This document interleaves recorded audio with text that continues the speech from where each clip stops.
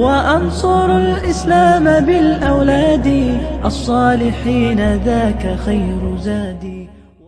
Bismillahir Rahmanir Rahim.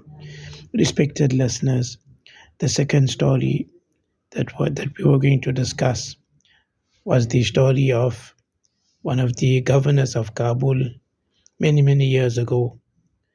There was a governor of Kabul known as Governor Dost Muhammad Rahimahullah. He and his wife were very pious people, and Allah Ta'ala blessed him with a son. As the son grew up, he became a great assistant to his father and assisting him with the different affairs of his governorship. Once there was a attack in one of the areas, and Dost Muhammad had sent his son out on this mission.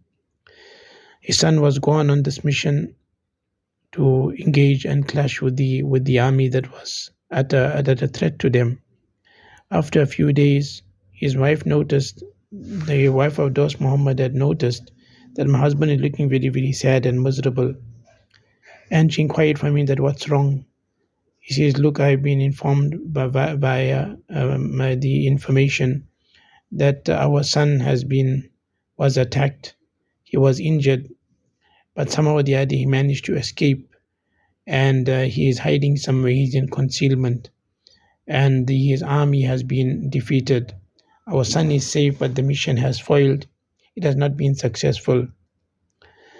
So the wife then surprisingly told her husband that, look, I don't think you should be concerned and worried. Our son has definitely been victorious, and I'm sure that my son is safe.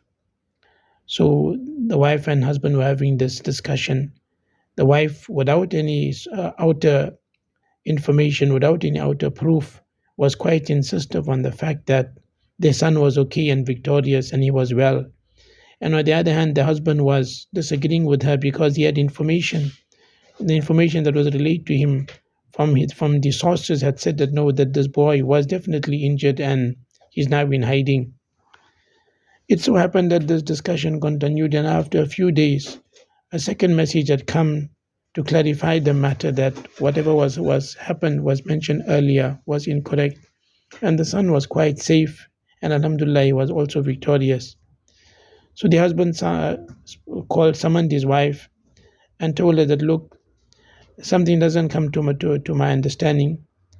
On the first instance, after discussing with you via our information network, that this son of ours was defeated and he had escaped from there, although he was injured, and you were quite insistent.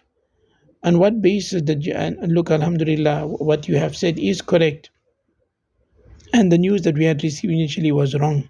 But what surprises me is that what was that in your heart and mind that made you so insistent, and you were so convinced that our son was victorious, though you didn't have any outward proof and evidence to support it?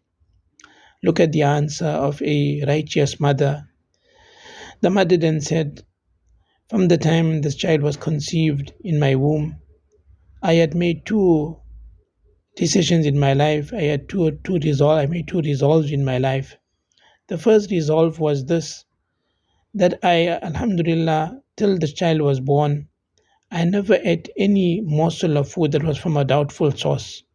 I ensured that for this budding child in my womb, I must eat that which is halal and tayyib, permissible and wholesome, and no sort of doubtful morsel must enter my stomach, just for the spiritual well-being and welfare and well-wishment of my baby.